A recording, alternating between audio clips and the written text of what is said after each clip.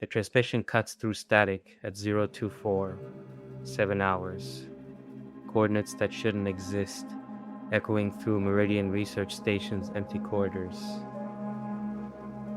N773 East 224 D305. I know these numbers. I've spent 18 months trying to forget them. My coffee grows cold as I stare at the radio display, hands trembling despite the station's warmth. The same coordinates where Hawthorne Expedition vanished, where Eliza's voice went silent, where I stayed safely behind while 8 colleagues descended into a subglacial crevasse and never returned. This is impossible, I mutter, adjusting the frequency. The signal strengthens, and beneath the electronic hiss, I hear something worse than silence. I hear my name. The sound doesn't transmit through the radio. It bypasses my ears entirely, arriving directly in my auditory cortex, or seems to. My hand flies to my ear, checking for blood, for rupture, for any physical explanation. Nothing. Just a whisper resonating inside my skull. Vincent. The inflection is Eliza's, her precise pronunciation of each syllable, the slight upward lift at the end. I spin around, heart hammering against my ribs. The room is empty, has to be empty. The nearest human settlement lies 800 kilometers south, and the winter storm outside has raged for 3 days without pause. My vision blurs at the edges. I blink hard, trying to clear it, but the distortion persists. A subtle warping of spatial relationships that makes the familiar common room feel alien.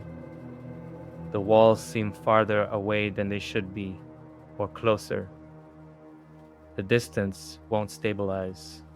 Isolation, psychosis, I say aloud, needing to hear a rational explanation in a human voice, even if it's my own.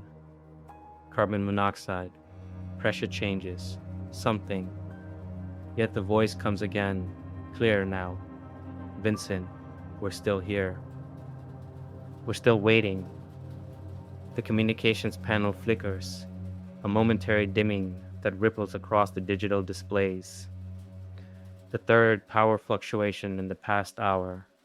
I make a note in the log, detailing the timestamp and duration.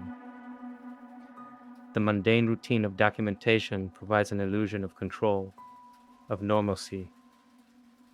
But my handwriting looks wrong, letters slanting at angles I don't remember forming. When did I write this? Just now? A minute ago? The temporal sequence feels uncertain.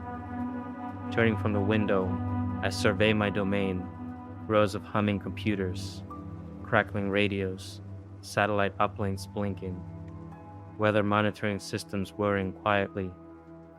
The faint hum of the generators, the rhythmic thrum of the life support systems, all working to maintain our tenuous connection to civilization 8,000 kilometers away, all under my watch.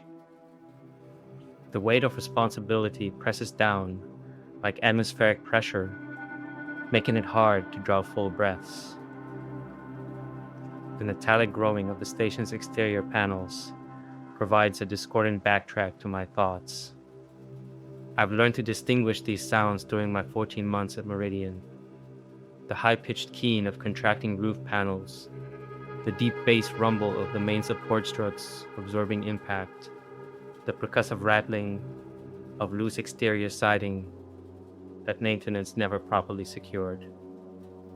But this sound, a sustained, resonant vibration that seems to emanate from the very bones of the structure, doesn't appear in my mental catalog. The frequency is wrong, too low, too regular, almost rhythmic, almost like breathing. I shake my head sharply, feeling the vertigo intensify. When I grip the edge of the console for balance, The metal feels too warm, feverishly warm. I jerk my hand back and stare at my palm, expecting to see burns. Nothing. Just my own skin, pale under the fluorescent lights. Am I running a fever?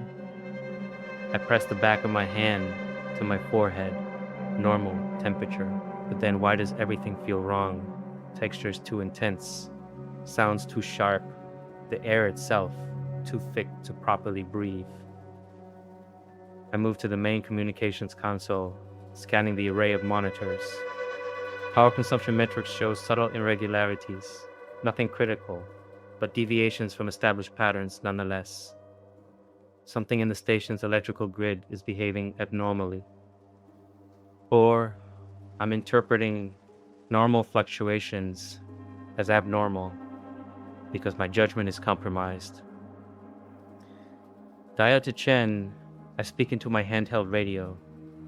Are you conducting any maintenance on the electrical systems? Static answers me. Standard, expected. I wait 30 seconds and try again. Chen, do you copy?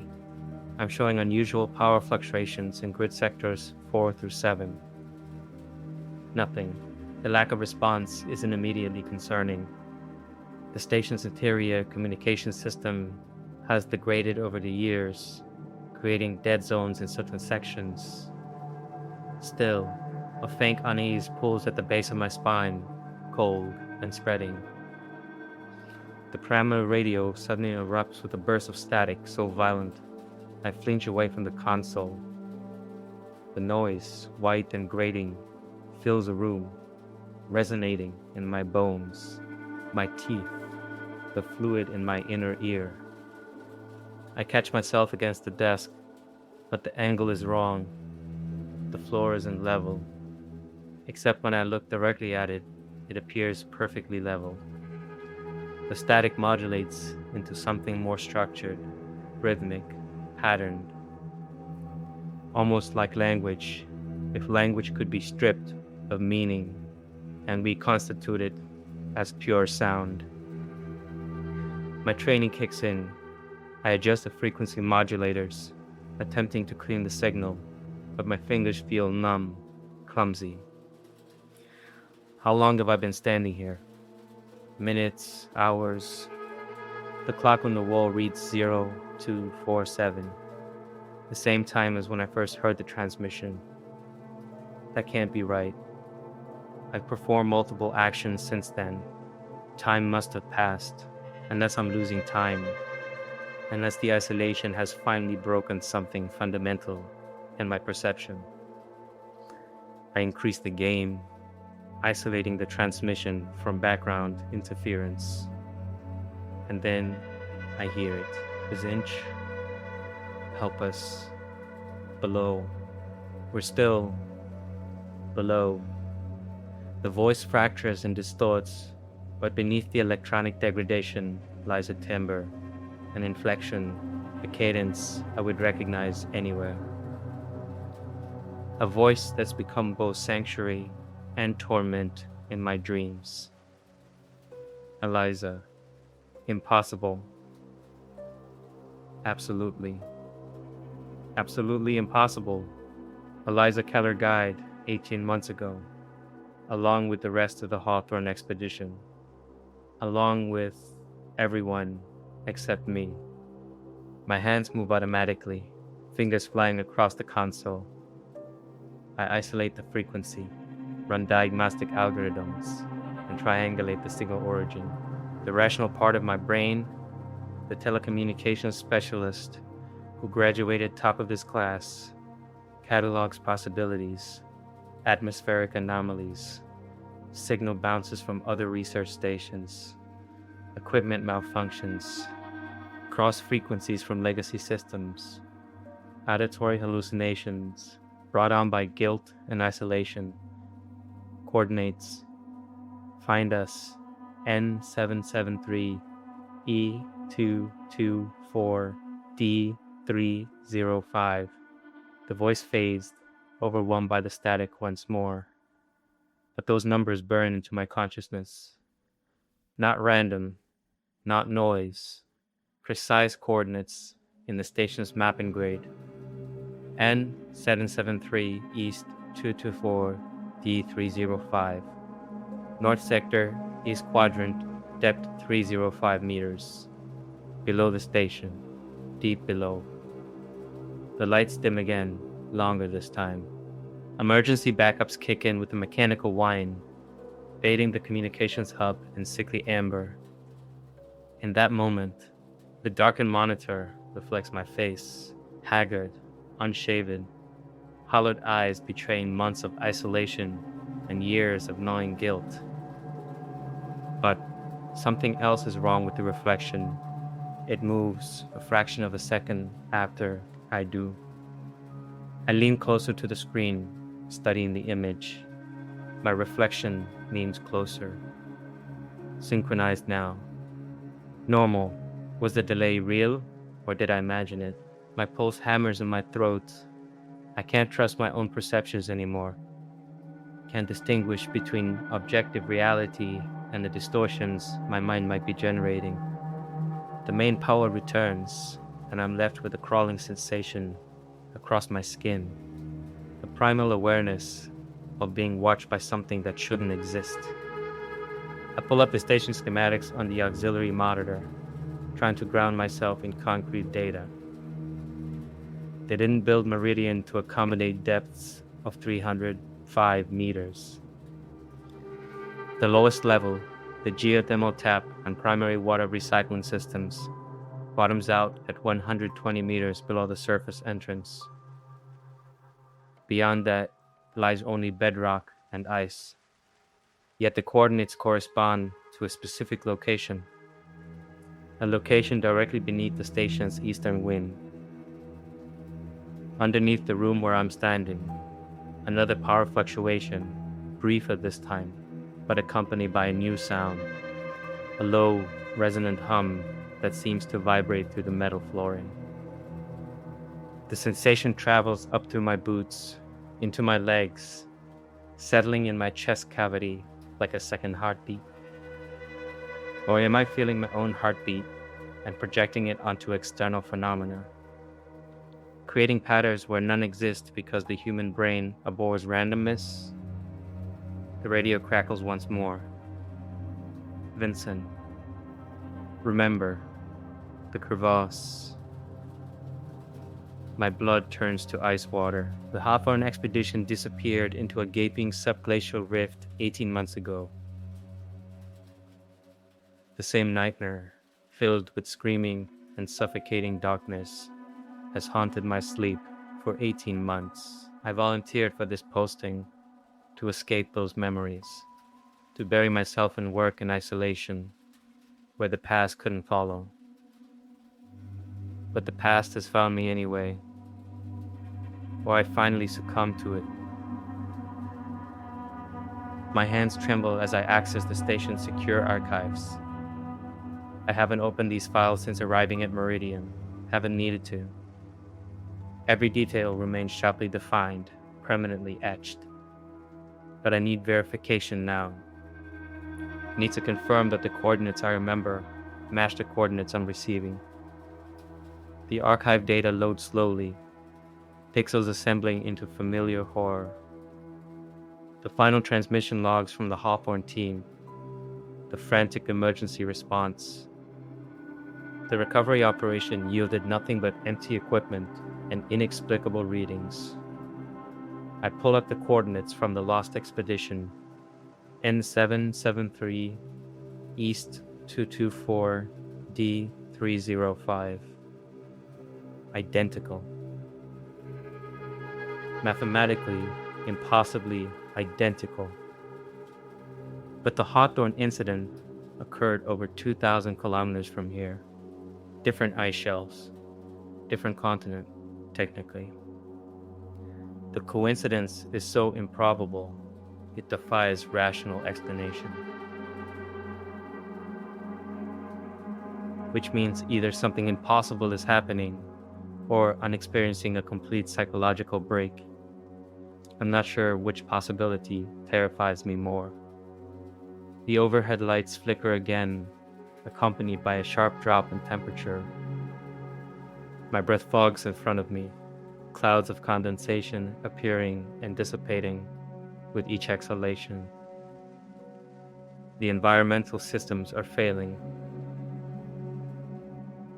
or they're functioning normally, and my perception of temperature is distorted by stress-induced vasodilation. I need to alert Dr. Harlow, need to report the transmission, a high-pitched electronic whine cuts through my thoughts.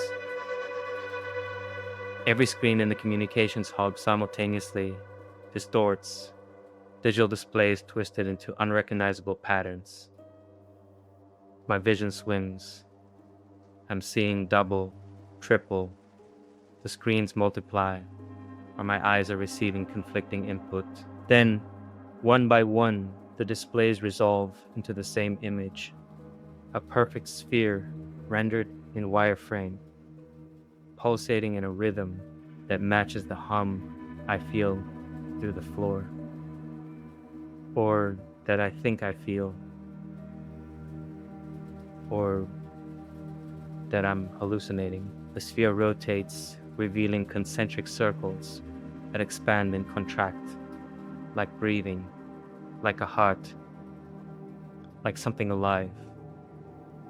Static bursts from the speakers once more, but this time the voice emerges with terrifying clarity.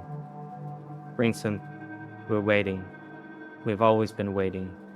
Since the moment you left us. Since the moment you saved yourself and left us behind. The accusation slices through me. The truth I've never admitted aloud. I survived because I stayed behind. Because I monitored communications while the others, 𝐥𝐤𝐤 included, ventured into the crevasse. Because I chose safety over accompanying the woman I loved.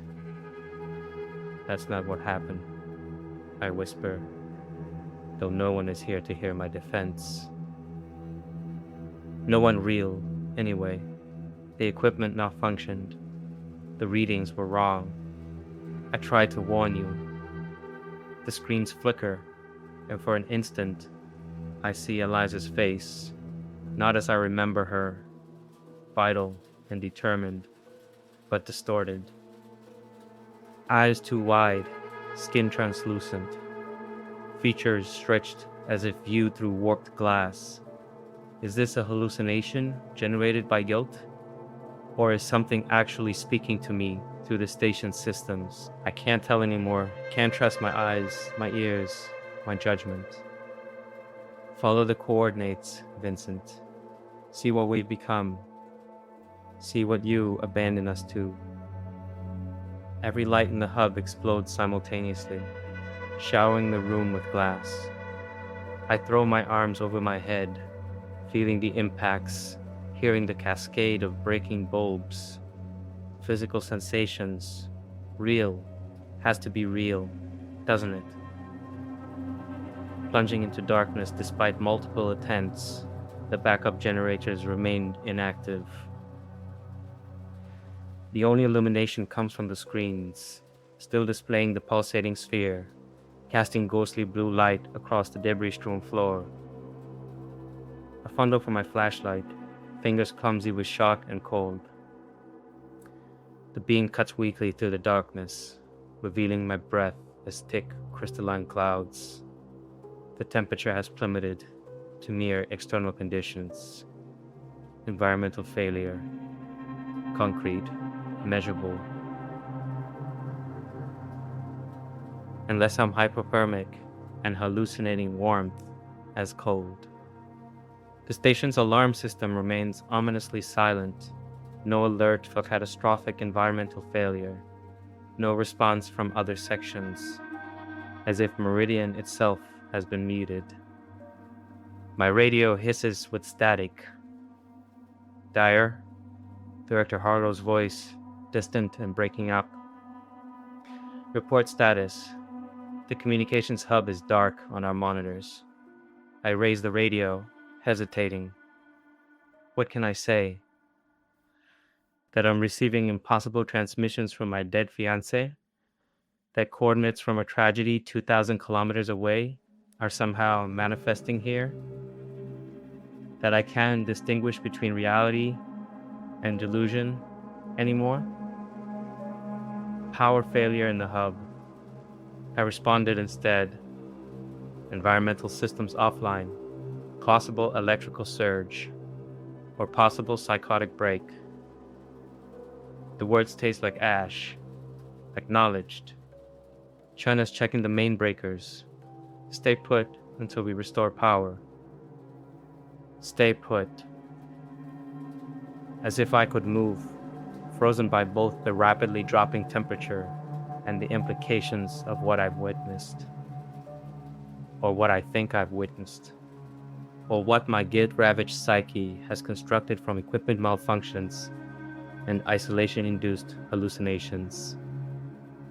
The sphere on the screens pulses faster now, its rhythm accelerating like a heartbeat under stress.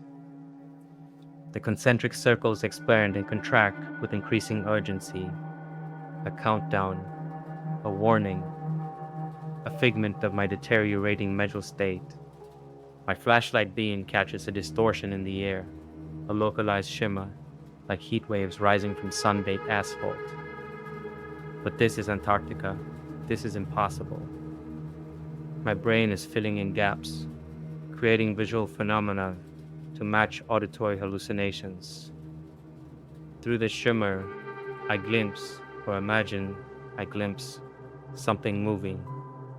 A silhouette that approximates human form but lacks definitive edges, its boundaries uncertain, unstable. Or I'm staring at empty air and projecting meaning onto random visual static. The radio erupts with Eliza's voice once more, no longer distorted, but crystalline in its clarity. We found something in the darkness, Vincent. Something ancient, something waiting, and now it's found you too. The shimmer collapses. The screens go dark. I'm left in absolute blackness, but not silence. From somewhere deep below, deep within the foundation of Meridian, within the ice itself, comes a sound no human vocal cords could produce. A resonant, multitonal vibration that contains multitudes. Or that's how my mind interprets a mechanical failure, desperately searching for patterns in chaos. My flashlight flickers, then fails. The batteries can't be dead. I just changed them yesterday. Or did I? Time feels unreliable now. Memories uncertain. In that moment of perfect blackness, I feel something reach for me, not physically, but mentally. A presence that probes the edges of my consciousness, testing for weaknesses, seeking entry. Real or the final collapse into psychosis. The emergency lights finally activate, flooding the hub with harsh, blood-red illumination. The presence, if it was ever there, retreats, but its echo remains, a phantom pressure against my thoughts, a whispered promise of return, or my own fear given shape by a mind unable to cope with isolation and guilt. On the central monitor, now restored to normal function, a single line of text appears. N773E2244D305WEAD. Did the system generate that text? Did I type it unconsciously? Is someone else in the station accessing the terminal remotely? Or is something impossible actually happening? I stand frozen in the crimson glow of emergency lighting as the storm outside reaches new heights of fury and the station groans under its assault. But I no longer fear the Antarctic elements. Something far worse has awakened in the depths below, or in the depths of my own fractured psyche. Something that knows my name, wears my dead fiancé's voice, and has been waiting for me all along. And despite every instinct screaming for flight, despite every rational explanation I can construct, I know I will follow those coordinates down into the darkness, because some questions demand answers, even when those answers might destroy you, even when you're no longer certain the questions are real. Fluorescent light above my workstation explodes without warning. I duck as glass shards rain down, reflecting crimson emergency lighting like drops of blood. This isn't a simple burnout. It's the 5th electrical surge in 20 minutes. The control panel before me crackles with static electricity, blue arcs jumping between metal components never meant to conduct. Damn it, I mutter, brushing glass from my shoulders. The remaining lights flicker in synchronized pulses that near the coordinates still burning in my mind. N773 East 224 D305. A message from the void beneath us, drumming its rhythm through Meridian's aging infrastructure. Or my guilt-addled brain imposing patterns onto random electrical failures. I grip the edge of the console as another surge rolls through the station. The main terminal screen fractures into pixelated chaos, weather data transforming into incomprehensible symbols before settling into a pattern that resembles a face. Eliza's face, distorted by digital interference, gone before I can be certain it was ever there. The darkness between surges grows longer, more absolute. Each pocket of blackness feels inhabited, as if something watches from within the momentary voids. Or as if my fear of darkness has intensified to the point of generating phantom presences. I reach for my flashlight just as the backup generators kick in with a reluctant whine. The emergency lighting casts long shadows that seem to move independently of their sources. Perspective distortion from stress and sleep deprivation has to be. The radio on my hip crackles. All personnel report to the control room immediately. Director Foster's voice, strained but authoritative.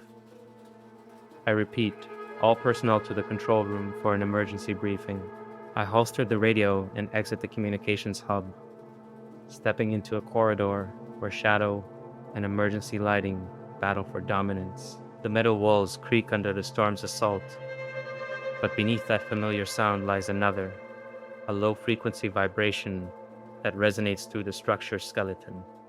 Not the wind, something else. Or my auditory system generating phantom sounds to match phantom visuals. Equipment failures proliferate as I navigate the labyrinthine passages. A wall-mounted temperature gauge spins wildly before the glass cover shatters. A security camera swivels to follow my movement, its lens cracking with an audible snap. The digital display by the medical lab flashes a series of numbers, the same coordinates, before going dark.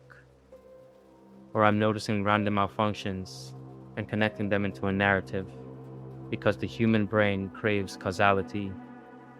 I pause at the observation window, overlooking the main laboratory. The scientific instruments have succumbed to chaos. Barometric readouts display impossible pressures. CMEC monitors record rhythmic pulses where no geological activity should exist. The main atmospheric analyzer, designed to measure carbon dioxide levels, instead displays a single word, below. Someone could have tampered with these. I could have tampered with these and forgotten. The gap in my memory yawns, terrifying. I continue toward the control room, each step echoing in the metallic corridors. The station feels different now, less a functional building, more something organic and hostile. The walls seem to breathe, or I'm experiencing pareidolia, at a pathological level. As I pass the East Wing corridor, movement catches my eye. I turn toward the window that spans the passage's length. For an instant, I see nothing but my own reflection, haggard, hollow-eyed, the ghosts of sleepless nights etched into my features. Then the reflection changes. Behind my face, other faces press against the glass, transparent, spectral. I recognize them instantly. Dr. Marconi with his distinctive beard, Chen's youthful features, Williams with his perpetual squint. And centered among them, Eliza, her eyes wide, mouth open in a silent scream.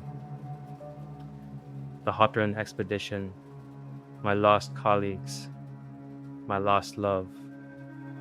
I stumble backward, pulse hammering. The figures move with impossible fluidity, elongating, contracting, melding together before separating into distinct entities. Their mouths move in unison, forming words I can't hear but somehow understand. Join us. I blink hard, and they're gone. Only my reflection remains, pale and shaking. Hallucination, stress-induced visual distortion, guilt manifesting as apparitions. Every rational explanation cycles through my mind, but none of them feel adequate to what I just witnessed, or think I witnessed. The control room doors hiss open as I approach. Director Foster stands at the central console, his tall frame bent over digital readouts. Dr. Lisa Morgan, our chief scientist, paces near the meteorological station, her usually immaculate appearance disheveled. Engineer Edward Ross leans against the far wall, arms crossed defensively over his chest. Dyer. Foster acknowledges without looking up. About time. The communications hub is completely compromised, I report, struggling to keep my voice even. Multiple system failures. And I'm receiving. We know about the transmissions. Morgan interrupts, stopping her pacing to fix me with an intense stare. Exhaustion or fear has rimmed her eyes red. They're coming through every system in the station, so it's not just me. The relief is profound and terrifying. If others are experiencing the phenomena, it's less likely to be purely psychological. But it also means something impossible is actually happening. Impossible, Ross snaps. It's a cascade failure in the electrical grid, nothing more. Is that why they contain specific coordinates? Morgan challenges. Is that why they... She stops, shaking her head. Why do they sound like people we know? Coincidence, Ross insists, but his voice lacks conviction. Or someone's idea of a sick joke. Enough, Foster cuts in. His hand trembles slightly as he adjusts the monitor. I've never seen Foster show physical fear. We need solutions, not theories. The overhead lighting flickers again. Emergency backup cycling on and off in a grotesque strobe effect. The control room transforms into frozen moments. Foster's face contorted mid-speech. Morgan's hand suspended in the gesture of frustration. Ross's eyes widening as shadows crawl across the walls. When stable lighting returns, the atmosphere has changed. Even Ross's skepticism has been replaced by naked unease. This is an equipment failure, Foster admits quietly. Not exclusively. Something else is happening. The admission from our pragmatic director, the man who once described a supply plane crash as suboptimal logistics, sends a chill through the room. Foster pulls at his collar. and I noticed something I've never seen before. A worn photograph tucked into his shirt pocket, corner visible. A young woman, graduation regalia. My daughter graduates in 3 months, he says to no one in particular, staring at the malfunctioning displays. Columbia, pre-med. I promised her I'd be there. The non sequitur hangs in the air, unaddressed. Morgan crosses to the window, pressing her palm against the glass. My mother had early onset Alzheimer's, she says, her voice barely audible. I watched her forget her own face in the mirror. I watched her become someone else. She turns to look at me. If I can't trust my own mind, the implication remains unfinished, but I understand. We're all questioning our perceptions now. Ross moves to check a circuit panel, his movements mechanical, repetitive. My brother joined a cult when I was 12, he mutters, testing connections. Watched him abandon reason for belief in something that wasn't there. It took years to bring him back. He pauses. I won't lose that grip on reality. I won't. Before anyone can respond, the control room door slides open. Samuel Ortiz, our maintenance engineer, enters, carrying the toolbox and wearing an expression that suggests he's witnessed something beyond rational explanation. He says without preamble, "All of you." He leads us to the equipment bay, a cavernous space housing the station's primary mechanical systems. The massive generators, water recycling apparatus, and atmospheric processors operate in erratic bursts, each cycle accompanied by surges of energy that make the hair on my arms stand up. Or I'm so stressed, my nervous system is misfiring, creating phantom sensations. Ortiz directs us to a monitoring station near the central heat exchangers. The screens display chaotic arrays of data streams, temperature readings, pressure metrics, power consumption logs, all fluctuating wildly. I've been analyzing the pattern, Ortiz explains, his accent thickening with stress. He isolates specific data points, compiling them into a new configuration. The resulting pattern resembles an electrocardiogram, rhythmic pulses that expand and contract in regular intervals. No one speaks, we all see it. The question is whether we're all experiencing the same hallucination, shared psychosis brought on by isolation and equipment failures, or whether something genuinely impossible is manifesting through the station's systems. Ortiz manipulates the interface further, generating a waveform. These energy spikes, they're in specific frequencies. He presses a key. Sound fills the equipment bay, distorted, multi-layered, cacophonous. Voices speaking in unison, words emerging from noise. Beneath the ice, waiting. Vincent, remember us. I recognize Eliza's voice among them, but also Marconi's deep baritone, Williams's distinctive stutter. Voices I haven't heard in 18 months, reconstructed from memory, or transmitted through impossible means. Morgan crosses herself involuntarily. Ross takes a step back, his scientific skepticism finally crumbling. Foster remains stoic, but his knuckles whiten as he grips the edge of the console.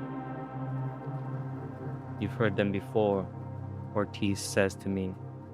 Not a question, a statement. I nod, unable to find words. Is this confirmation of external reality, or are we all descending into collective madness? He's been tampering with the equipment, Ross accuses desperately, grasping for rational explanation. This is some kind of trick. I wish it were. Ortiz replies evenly. But these signals, they're not originating from within the station. He displays the triangulation data. The signal source, 305 meters below us. We exit the equipment bay in silence, each absorbed in private thoughts. As we pass through a narrow service corridor, I freeze. Footsteps echo ahead of us, deliberate, measured steps where no one should be. Is someone else here? Morgan whispers. Foster shakes his head. All personnel are accounted for.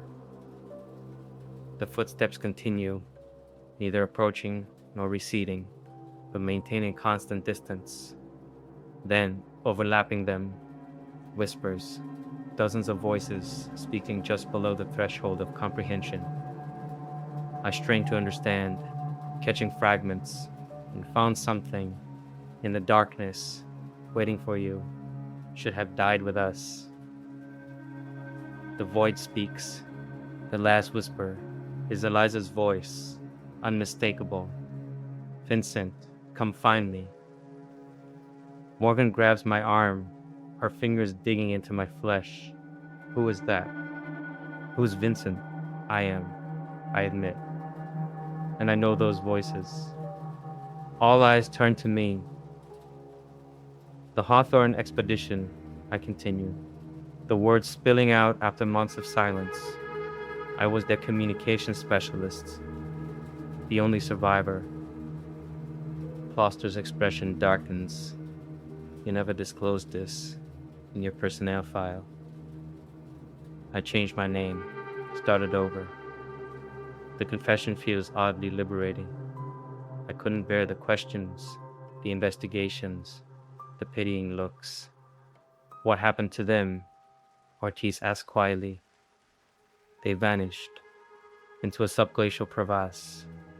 I pause, deciding how much to reveal. All of them, including my fiancée, Eliza.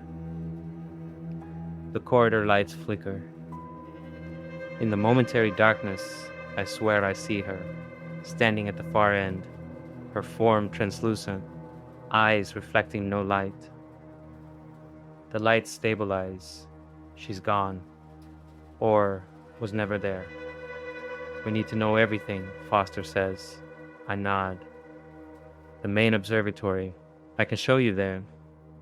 The observatory occupies Meridian's uppermost level, a dome of reinforced glass designed to study atmospheric phenomena. Now, it serves as an impromptu briefing room, the storm raging visibly overhead as we gather around the central display terminal. I pull up what files I can access, fragments of Hawthorne data that survive my attempts to bury the past. Coordinates, signal patterns, the last corrupted transmissions.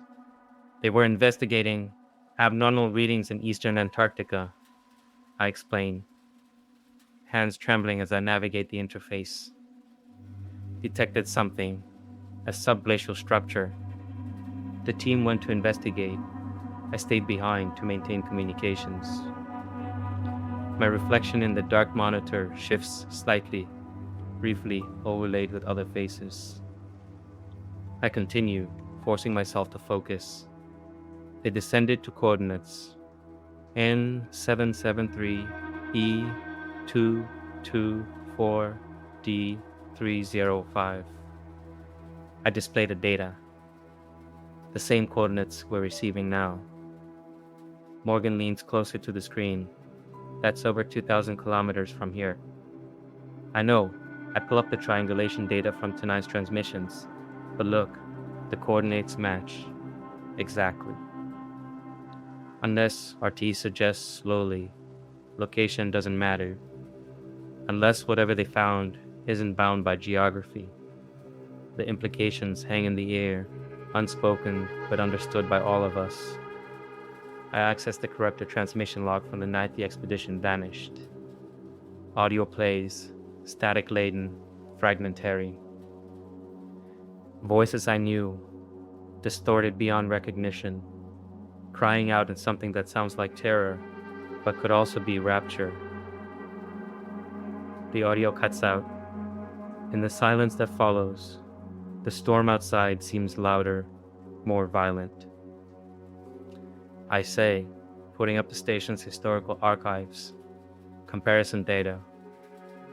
The files open, my old logs as Vincent Matthews, communication specialist, Hawthorne Expedition. And there, buried in partially corrupted entries, field notes that survived the data purge. One entry stops me cold. Eliza's personal log, timestamp 3 days before the team vanished. Strange dreams, something calling from beneath. The others feel it too. We're going to follow the coordinates tomorrow. Vincent doesn't hear the voices. Maybe that's better. Maybe someone should stay outside of this. The final entry, dated the day before they disappeared. Tomorrow, we descend, terrified and exhilarated in equal measure. If we don't return, someone needs to follow. Someone needs to understand what we found. I stare at the screen, those last words burning into my mind. Someone needs to follow. It knew, I whisper. She knew something would happen. Knew what? Foster demands. What did they find down there? I meet his gaze. I don't know, but whatever it is, it's here now, under this station, calling to us through the same coordinates. As if in response, every screen in the observatory displays the same message. Come below, Vincent. Complete, but began. Foster moves to shut down the systems, but the message persists, cycling across every display, every monitor, every digital surface in the room. Morgan backs away from the screens, her face pale. This is impossible. This is mass hallucination, carbon monoxide poisoning, something. Then we're all experiencing the same hallucination, Ross says, his voice hollow, with the same message, in the same sequence. The lights begin their flickering cycle again. In the strobing darkness, I see them, all 8 members of the Hawthorne Expedition, standing in the spaces between us, transparent, present, gone, present again. When the lights stabilize, we're alone. We seal the lower levels.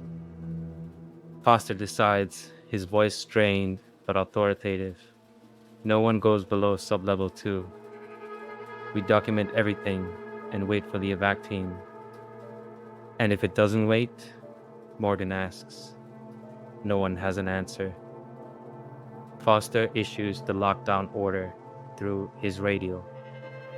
All personnel are restricted to essential areas only. Maintenance level access is strictly prohibited until further notice.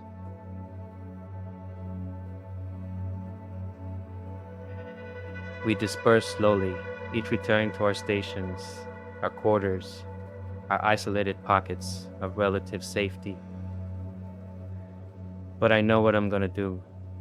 What I've known I would do since the first transmission. I'm going down into the depths to find answers or dissolution. Because Eliza was right. Someone needs to follow. Someone needs to understand. Even if understanding destroys them.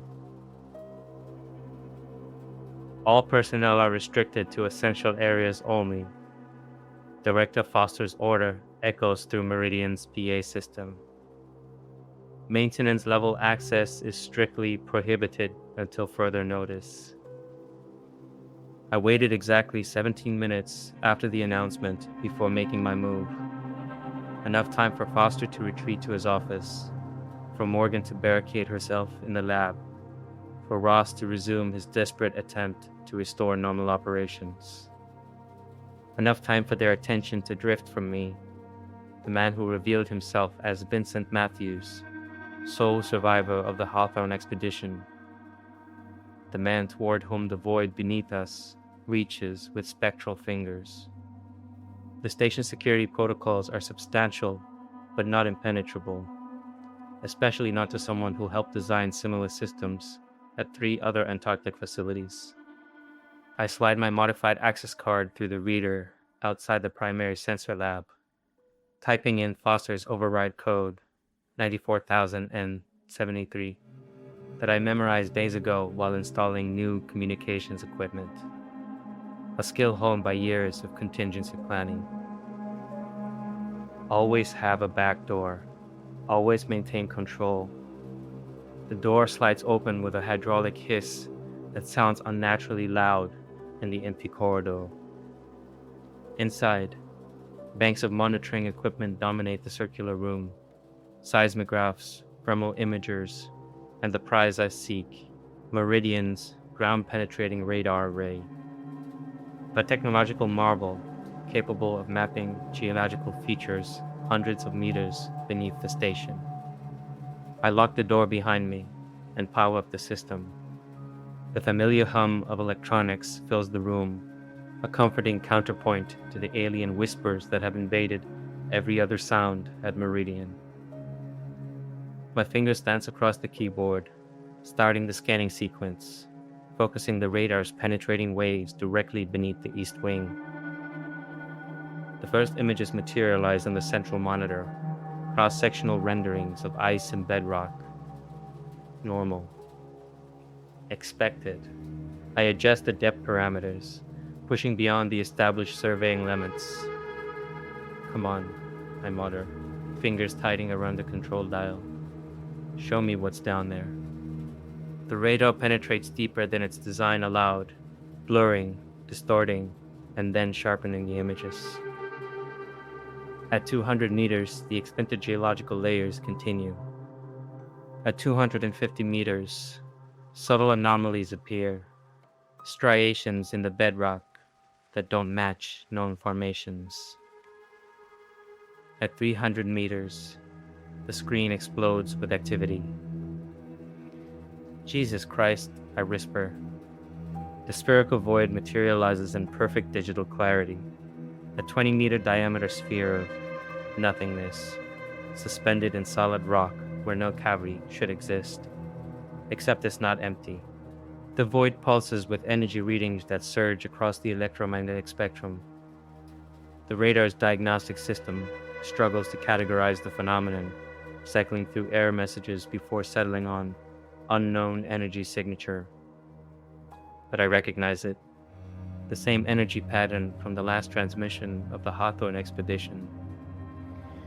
I isolate the pattern and transfer it to an adjacent system for comparison.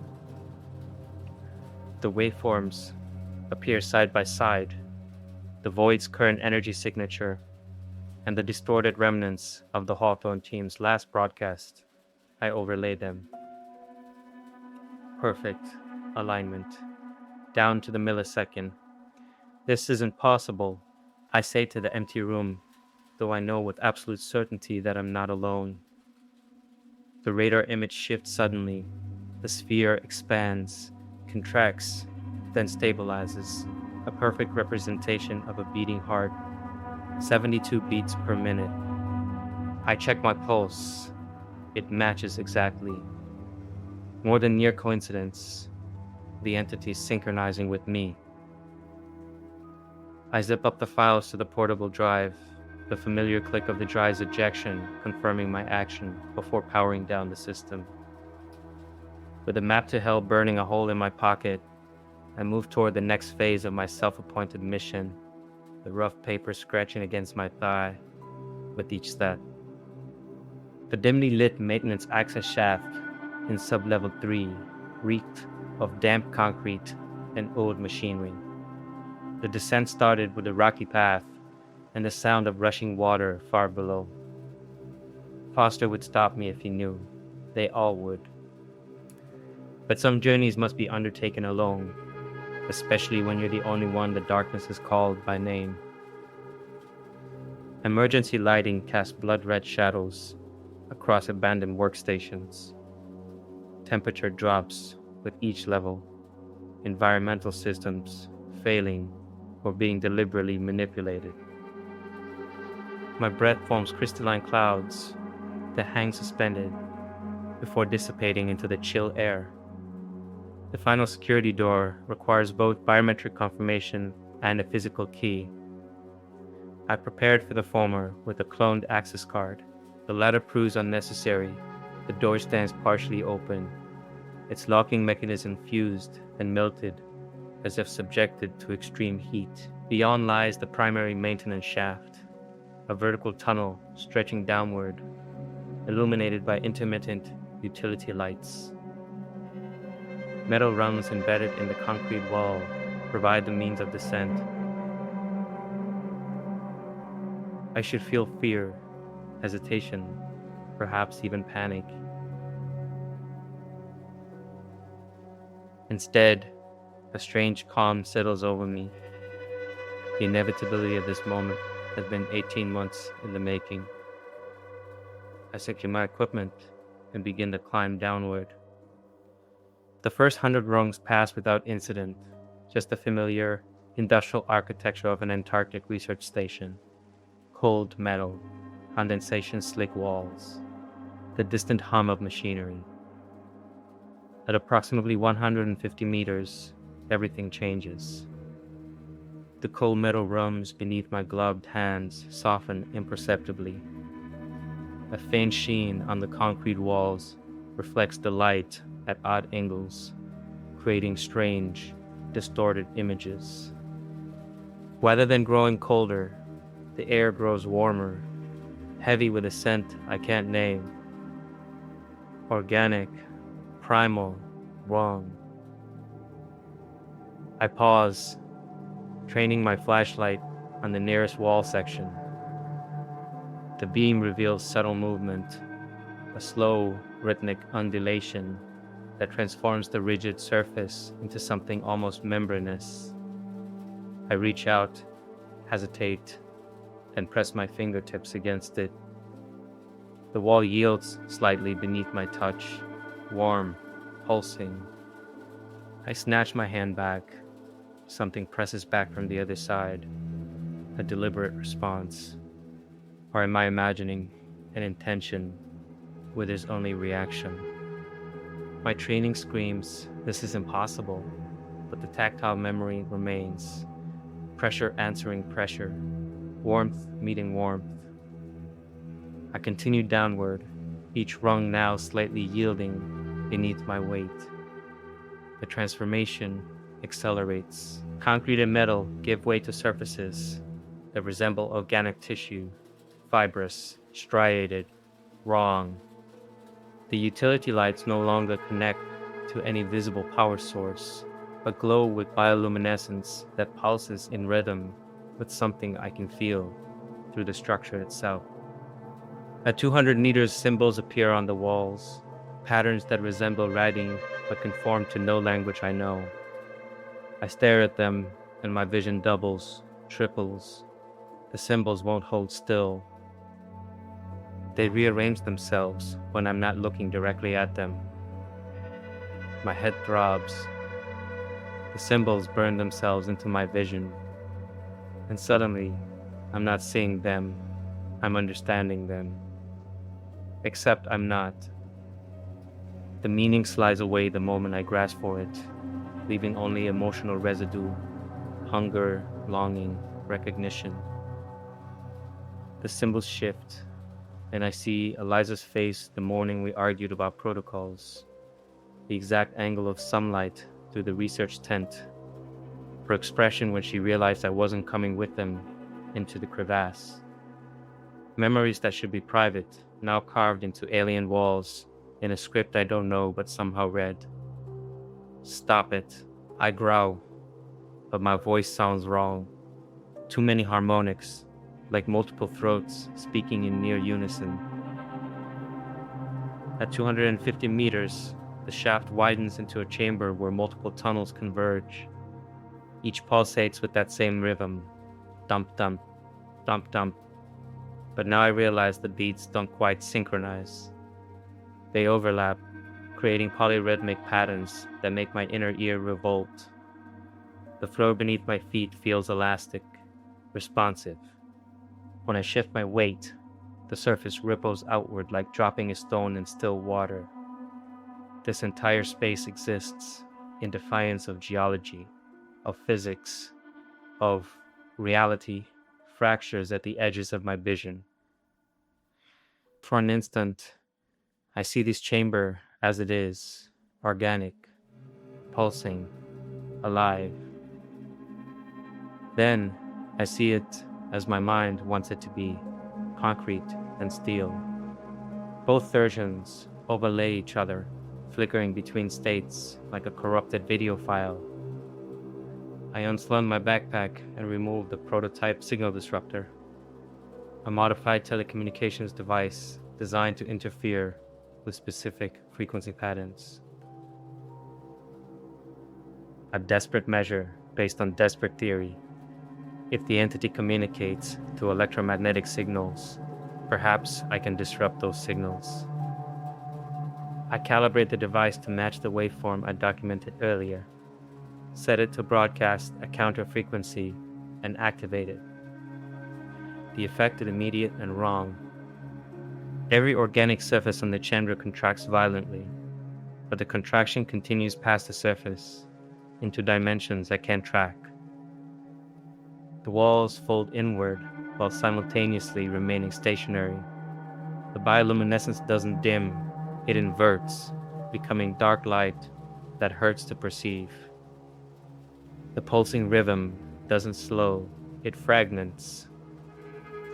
72 beats per minute become 72 different rhythms occurring in the same temporal space, each one slightly out of phase with the others.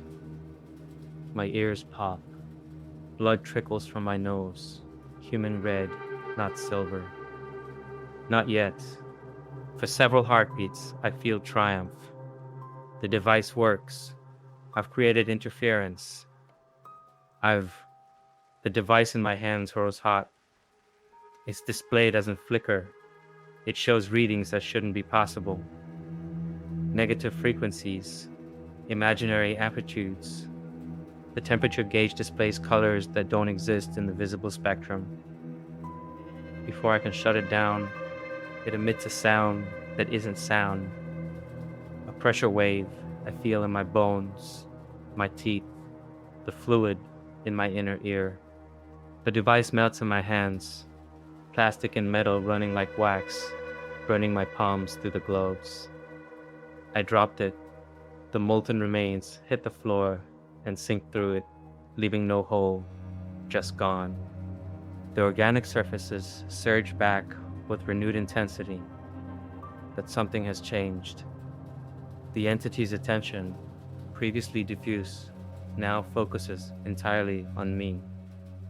I feel it the way you feel, someone staring at the back of your neck, except the sensation comes from everywhere, above, below, inside. Something emerges from the largest tunnel.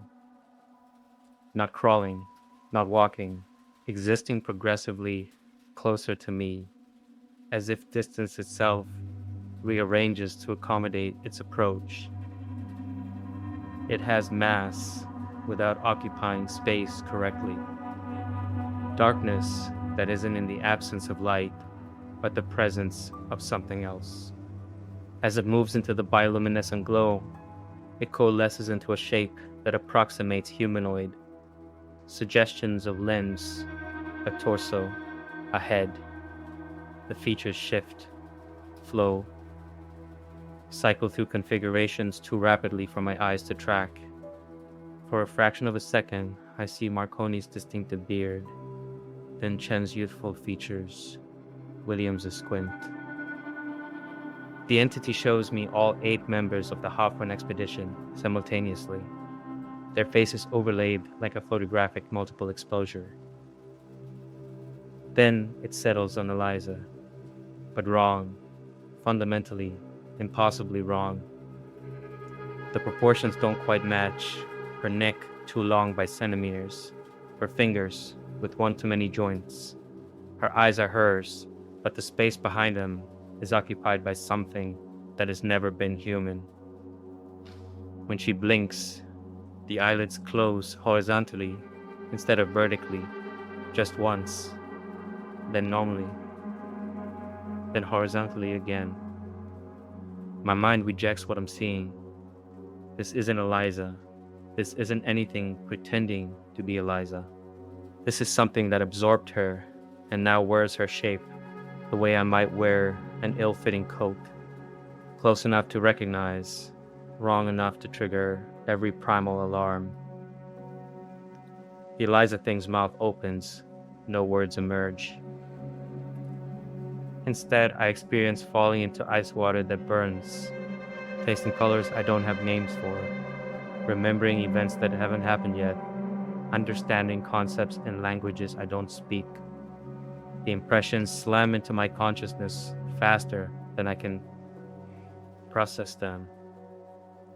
My brain struggles to translate the data stream into something comprehensible and fails.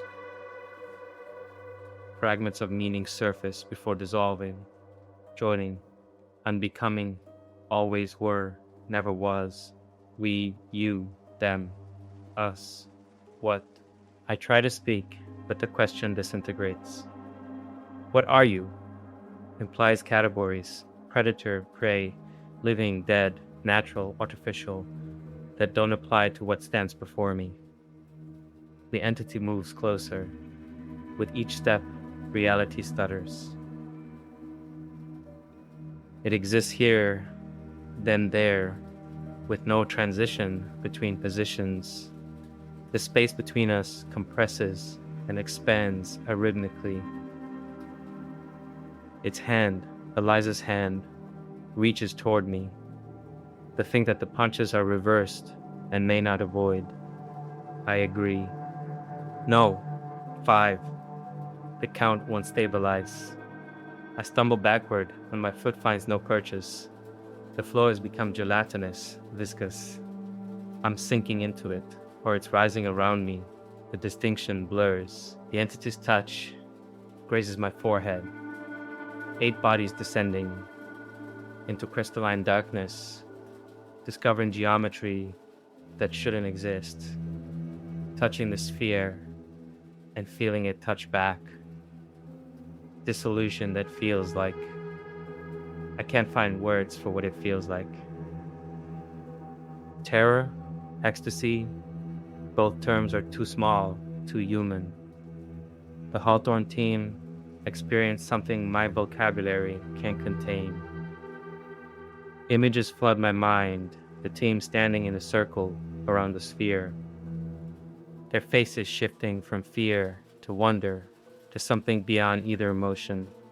Their bodies blurring at the edges, boundaries between self and other becoming negotiable.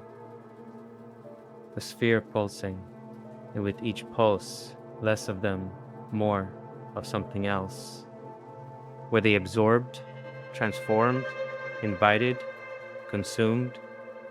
Every verb I reach for is wrong. The entity releases me, and I collapse to the pulsing floor. My vision spins. When it stabilizes, I see the walls of the chamber have transformed into projection surfaces. Except they're not projections. They're windows, or memories, or possibilities. I see other places, an underwater cavern led by bioluminescent organisms that arrange themselves in mathematically perfect spirals. A cave system in the Congolese jungle where the roots penetrate stone in patterns that resemble neural networks. An ice shelf in Siberia where the permafrost contains something frozen that isn't quite ice. Each location pulses with the same rhythmic heartbeat I feel through the floor. They're connected, part of something larger, but I can't comprehend the structure. I can only perceive these isolated nodes, the way an ant might perceive individual neurons while remaining ignorant of the brain. The 𝐿𝐼𝐲 thing flickers. Its form destabilizes, cycling rapidly through all 8 expedition members, then through faces I don't recognize, dozens, hundreds of them. Each face appears for a microsecond before dissolving into the next. Some wear modern clothing. Others wear furs or robes. or nothing. How many people has this thing touched?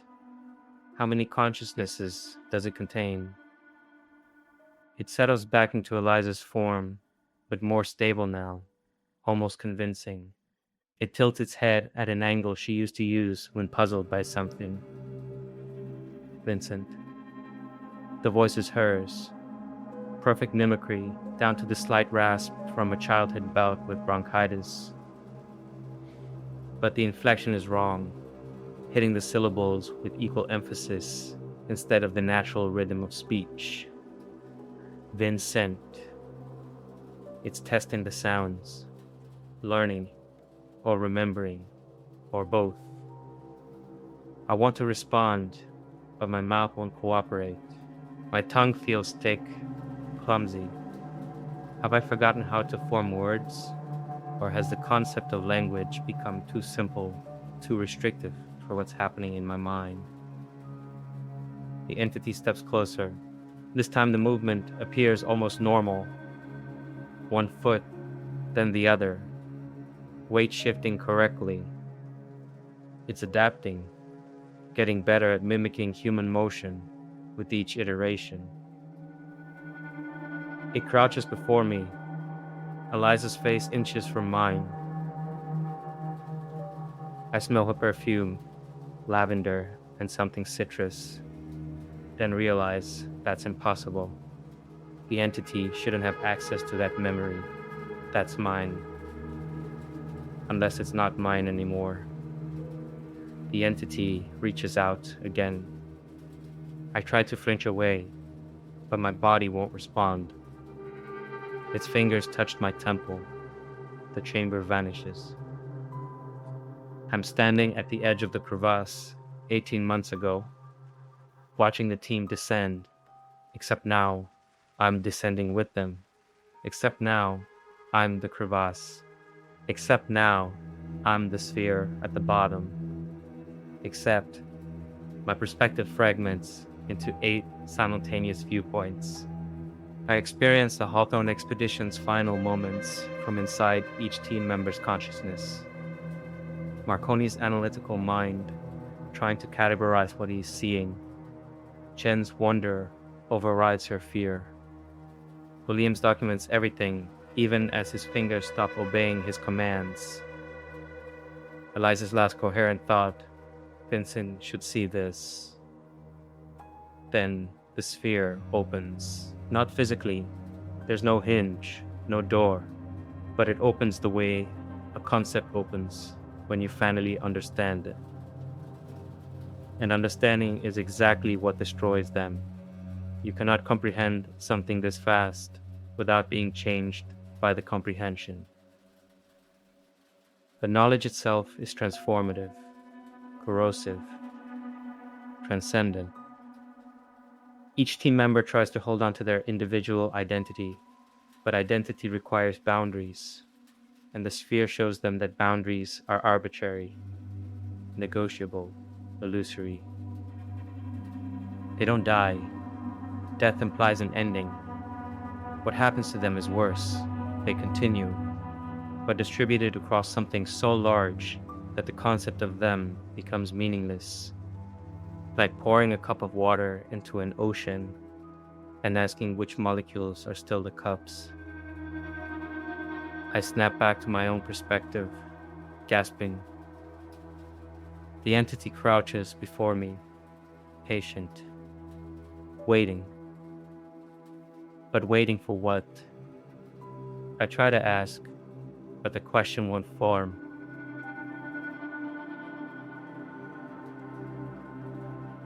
Every interrogative I reach for, what, why, how, when, assumes a framework of causality and intention that might not apply. 1 month of use to refit it and restart. I can feel it now. Foreign thoughts at the periphery of my consciousness. Concepts that don't translate into language. Awareness of spaces I've never occupied, but somehow remember. The entity stands. It gestures toward the largest tunnel, the one leading deeper. An invitation? A command? The distinction feels arbitrary. I should run, climb back up the shaft while I still remember that up and down are different directions. But my body moves toward the tunnel instead, and I realize with creeping horror that I'm not sure if I'm choosing this or if the choice is being made through me. The entity walks beside me. 𝐿𝐼𝐴's form becomes more solid with each step, more real. Soon, I won't be able to distinguish it from memory. Is that the point? To make the integration so seamless, I won't notice when I'm no longer entirely myself? We descend deeper.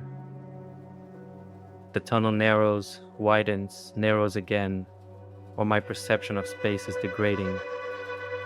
The bioluminescence intensifies, and I see things moving in it. Shapes that could be organisms or could be thoughts given form. They swirl around us, through us, responding to our presence or perhaps constituting it. At the tunnel's end, the spherical void. Not the 20 meters my radar indicated. Infinite, bounded, both simultaneously. Its surface, if it has a surface, ripples like water but feels like glass, solid and permeable. Here and elsewhere. The entity stops at the threshold.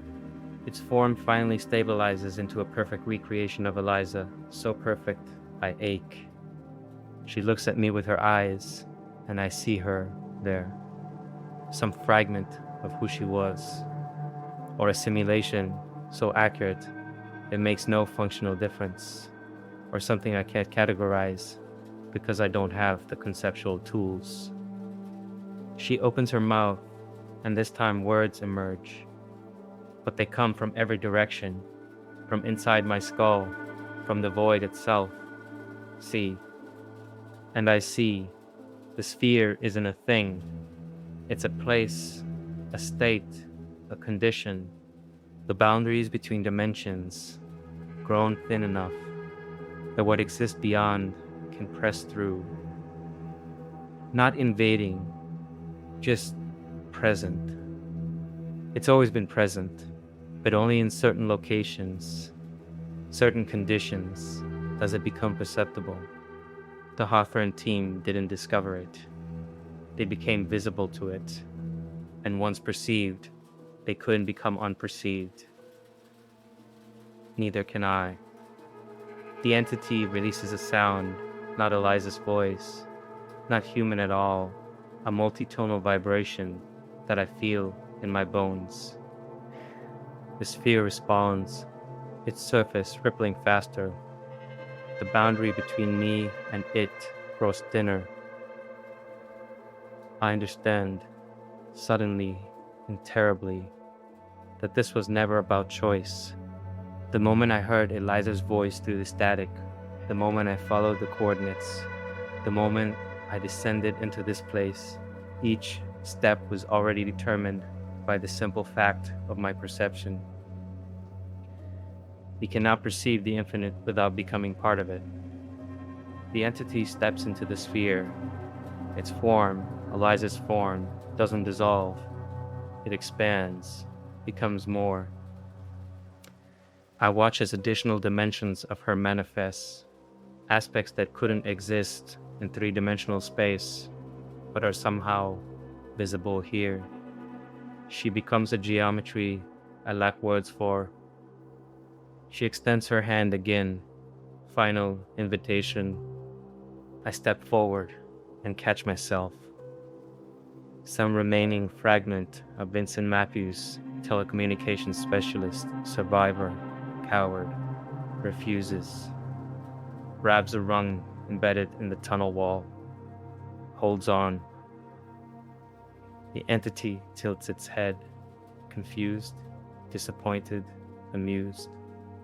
I can't read its expression because 𝐿𝐼𝐴 never made that exact face. It speaks again, and this time I hear layered voices, all 8 expedition members speaking in unison. Already, too late. I look down at my hands, clutching the wrong. Silver fluid seeps from beneath my fingernails.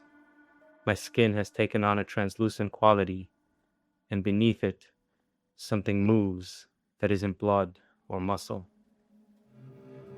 My reflection in the sphere's surface shows me with eyes that contain more than pupils should contain.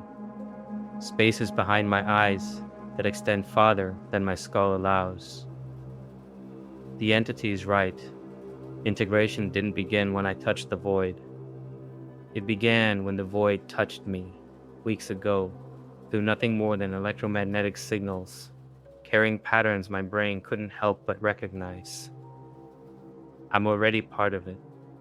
The only question is how much of me remains distinct, and for how long. I release the wrong, not surrender, calculation. If I'm already integrated, then I exist partially within the entity's network, which means I might be able to disrupt it from inside. I step toward the sphere, and reality inverts. The tunnel becomes infinite. The sphere becomes a point. I become everything, nothing, both, neither. My consciousness expands across the network. I experience every node simultaneously: the ocean trench, the jungle cave, the ice shelf, dozens more scattered globally. Each one a neural connection in something vast and patient and old beyond human comprehension. And through these connections, I feel others. Hundreds of absorbed consciousnesses, maybe thousands, each one a single neuron in something approaching a planetary mind. Researchers, explorers, indigenous people who stumbled into thin spaces, all preserved, all distributed, all still somehow themselves, while also being part of the whole. I find Eliza among them, or what remains of her. She exists as a pattern, memories, personality, the essential configuration that made her herself, but scattered across the network. Here, her childhood memory of learning to swim. There, her determination. Elsewhere, her love for me. Can I reconstitute her? Pull these fragments together?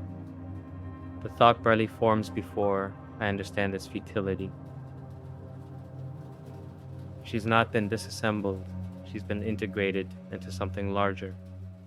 Trying to extract her would be like trying to unstir cream from coffee.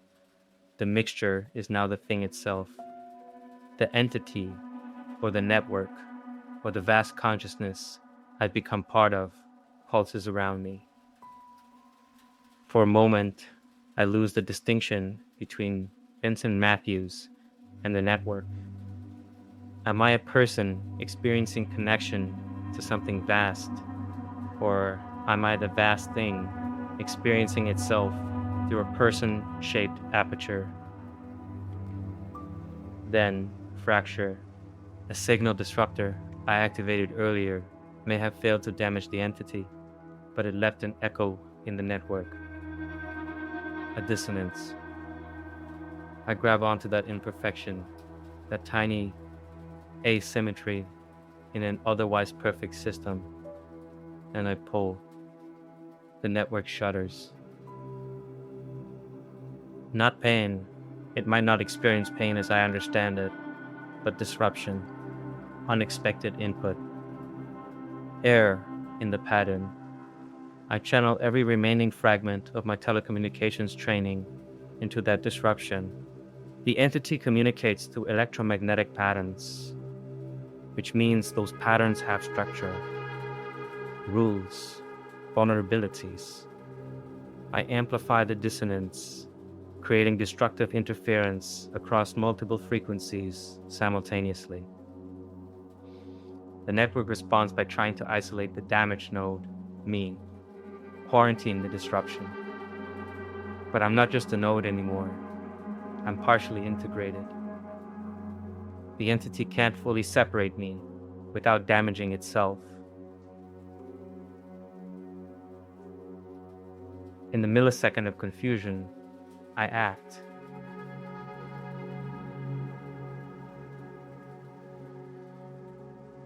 Not to destroy, that's impossible, but to create enough chaos that I can extract my consciousness from the deepest levels of integration. To swim back toward individuality while I still remember what that means. The sphere contracts around me, or I expand beyond it. The spatial relationships no longer parse correctly. All I know is that I'm moving away from total absorption, clawing my way back toward something recognizably human. The entity fights to retain me, but it's unused to resistance. Its usual subjects either integrate willingly or lack the technical knowledge to create effective interference. I have both motivation and means. The tunnel snaps back into focus.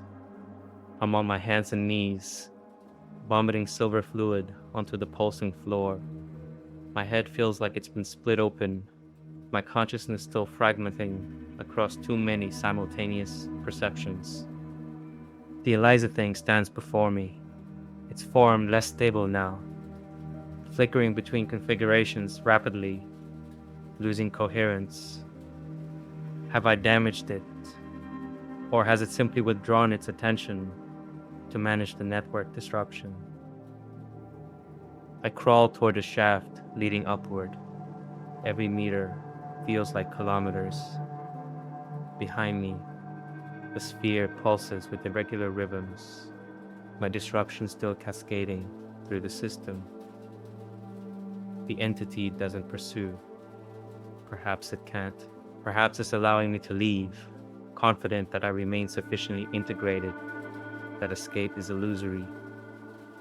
Perhaps it's right. I crawl from the maintenance shaft, more creature than man, trailing silvery fluid that evaporates upon contact with air, or that I believe I'm trailing. My hand comes away wet when I touch my face, but in the emergency lighting, I can't tell if the substance is silver or if my mind is imposing that color onto ordinary sweat and blood. My consciousness exists in fragments, pieces of me scattered across what?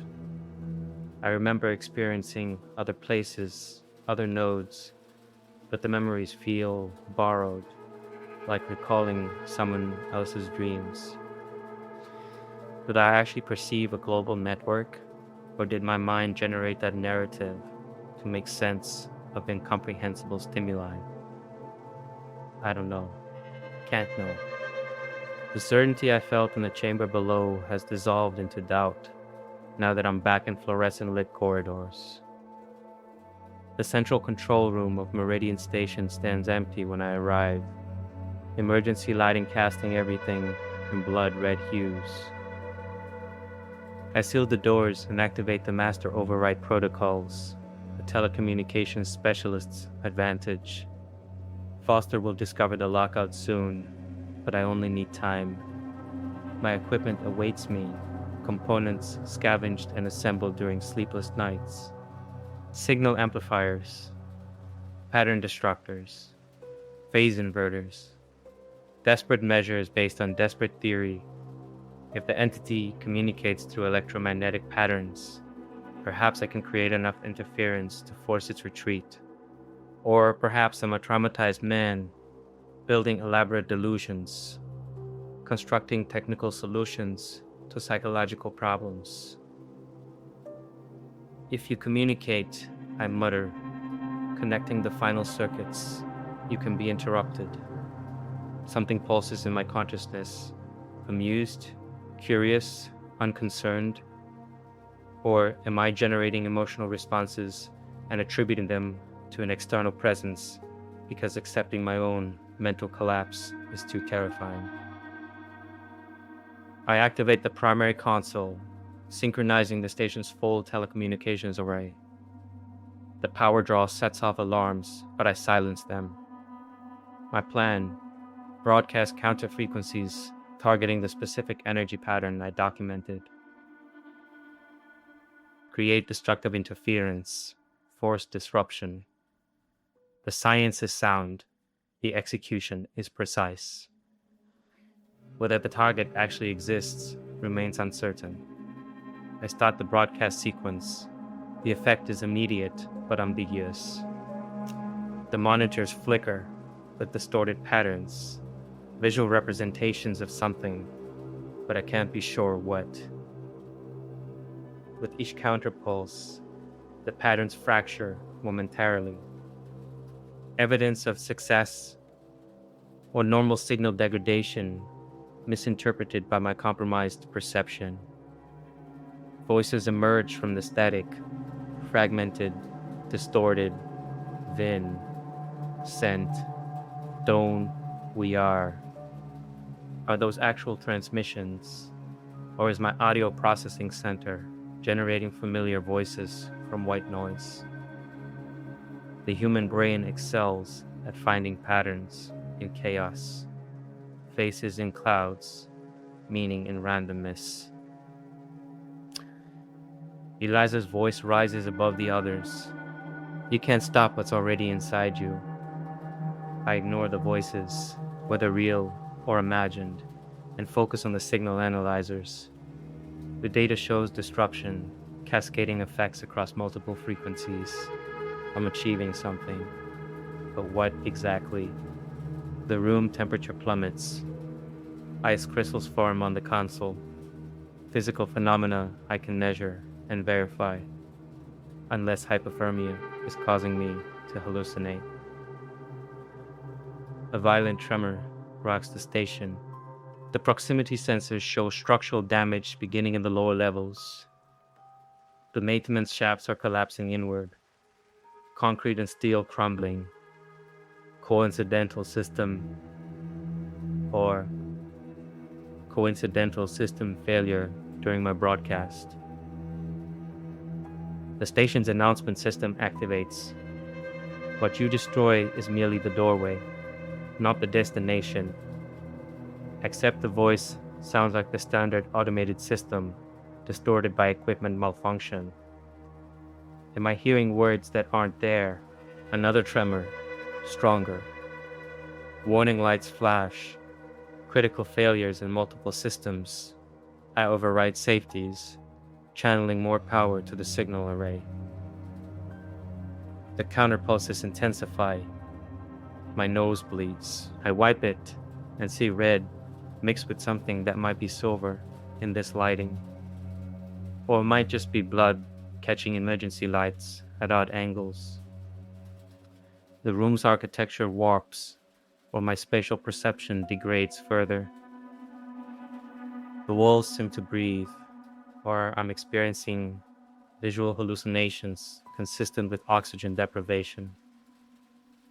I launched a final concentrated burst, targeting the frequency I recorded. The monitors explode in cascades of sparks. Overhead lighting shatters. The console beneath my hands grows hot enough to blister skin.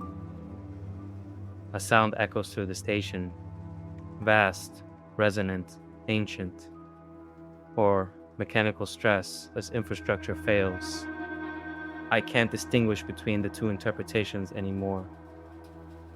The floor buckles, support beams groan and snap. Whether my broadcast caused this, or I'm experiencing a coincidental structural collapse, the result is the same. Meridian Station is coming apart. I abandon the ruined console and run. The corridor outside has transformed, or I'm too disoriented to navigate properly. Emergency bulkheads slam down. I slide beneath one just before it seals, the metal edge catching my pack and tearing it free. The path upward becomes frantic improvisation. I navigate by emergency lighting and instinct, choosing passages based on airflow. The station reconfigures around me, corridors terminating in walls, doors appearing where none existed, or I'm lost in a facility I never properly learned, my mental map failing under stress. I encounter Ortiz at a junction, his face lacerated by falling debris. Blood, human red, unambiguous, streams from a gash across his forehead. "What the hell did you do?" he shouts over the cacophony of destruction. "Disrupted its signal pattern." I grab his arm, pulling him toward what should be a service elevator. The station's coming down, but did I disrupt anything? Or did I cause an electrical fire that's triggering cascading failures? "Foster and the others are at the emergency evacuation point. This way." He leads me through a maintenance bypass. We emerge into the vehicle bay where snowcats await, engines running. Foster stands by the lead vehicle. Morgan helps Ross enter the second snowcat. Their expressions when they see me, relief, but also something else. A subtle recoil, a widening of eyes. What do they see in me that triggers that response? "Matthews," Foster acknowledges. "Or do you prefer Dyer now?" "Doesn't matter. We need to move." Another violent tremor. The support column collapses, bringing seating sections with it. Foster signals, and we pile into the vehicles. The bay doors open to reveal impossible calm. The storm has completely vanished. The Antarctic landscape stretches before us, bathed in auroral glow. In the distance, lights approach. Evacuation team, right on schedule. We drive away from the disintegrating station. I don't look back, but I feel the collapse through residual connection, or through imagination, or through vibrations in the vehicle's chassis. I can't tell anymore. The evacuation team meets us 5 kilometers from Meridian. Professional and efficient, they transfer us without unnecessary questions. Medical personnel attend to Ortiz and Ross. Foster confers with the team leader, explaining structural failure in sanitized terms. I sit alone in the medical transport, wrapped in thermal blankets. Through the windows, I watch floodlights illuminate the distant station. The damage is visible even from here. Sections collapsed, others listing at impossible angles. But something is wrong with the layout. The east wing should be visible from this angle, but I see what appears to be the north observation deck instead. The proportions are distorted. The architecture was rearranged. Am I remembering the layout incorrectly? Disoriented by trauma? Or did something about the station actually change? Foster joins me, his expression unreadable. They're saying it was a previously undetected fault line, seismic activity triggered by the storm. Can you believe that? He doesn't answer directly. The important thing is we all made it out. I study his face carefully. The same features I've known for months, yet subtly different. His eyes don't quite focus on me, drifting slightly left when he speaks, as if addressing someone just beyond my shoulder. Or I'm reading too much into ordinary eye movement, my paranoia finding significance in randomness. Did we, though? I ask softly. Make it out, I mean?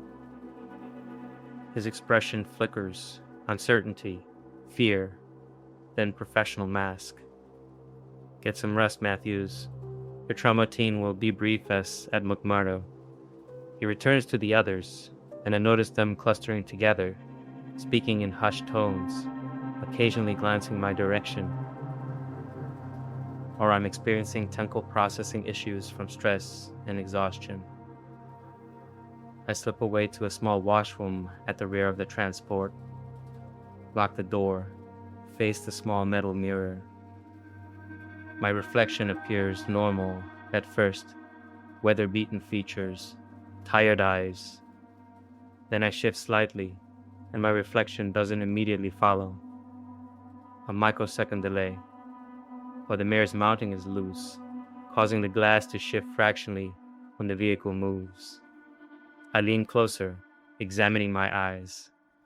Something moves in the pupils, pinpricks of light that seem independent of external illumination, or floaters in my vitreous humor catching light at odd angles, or early stage retinal damage from stress. When I blink, the pattern changes, forming configurations that resemble the symbols I saw on the shaft, or my brain imposing familiar patterns onto random neural noise. Silver fluid seeps from my tear ducts.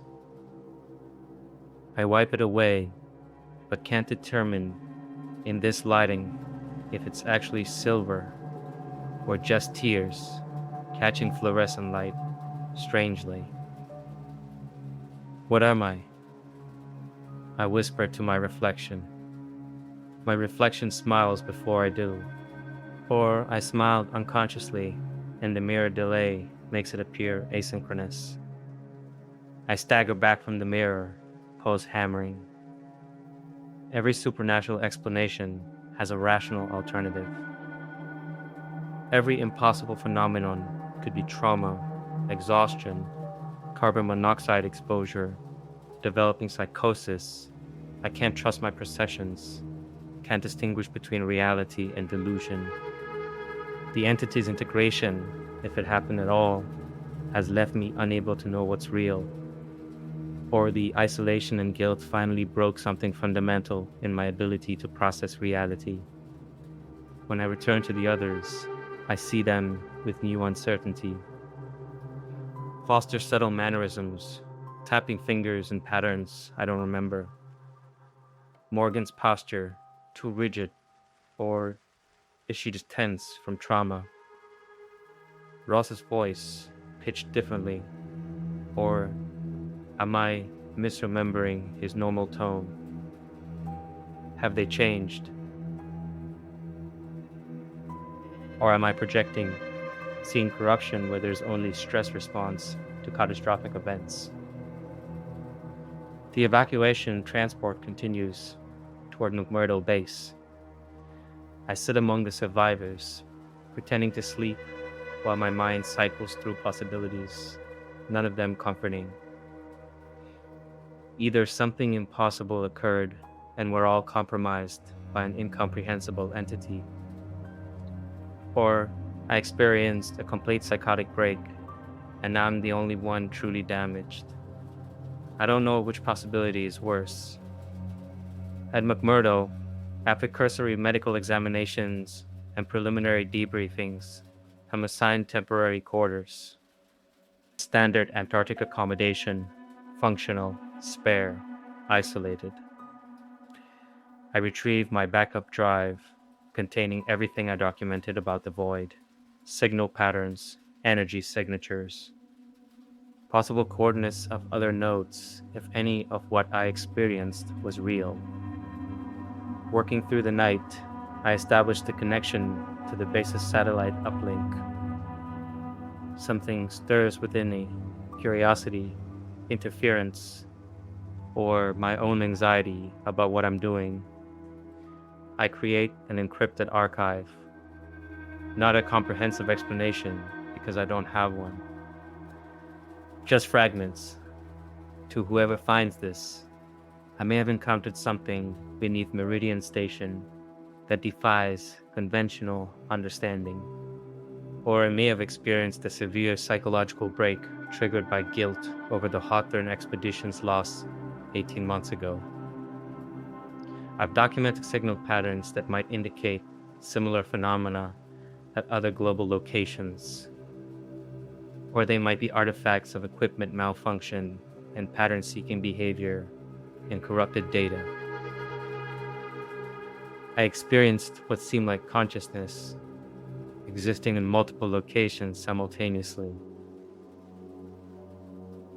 But this could be explained by dissociative episodes, temporal lobe seizures, or various forms of psychosis. The other survivors may show subtle behavioral changes, Or they may be responding normally to extreme trauma, and I'm misinterpreting their behavior due to my own compromised state. I can no longer distinguish between these possibilities. My perceptions are unreliable. My memories are uncertain.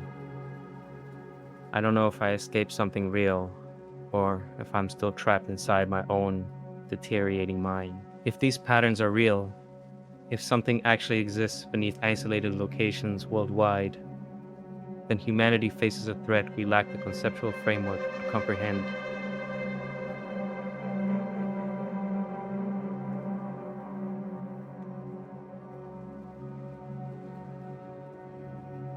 If they're not real, then I'm a cautionary tale about isolation, guilt, and the limits of human psychology. Either way, I leave this record not as a warning or guide, but as evidence that something happened, whether external or internal, that exceeded my capacity to process. Listen carefully to the static. But remember, the human brain finds patterns everywhere, even in pure noise. I encrypt the archive and set it to distribute across multiple servers. A message in a bottle. A confession of uncertainty. Dawn breaks over McMurdo Base. The sun crests the horizon after the long Antarctic night. I stand at my window, watching personnel begin their routines. They move with purpose, with certainty, unaware that they share their base with someone who can no longer trust their own reality. My reflection appears in the window glass, superimposed over the external view. It smiles, that same microsecond delay that could be mere displacement or could be something else entirely. Behind it, for just an instant, I see other faces.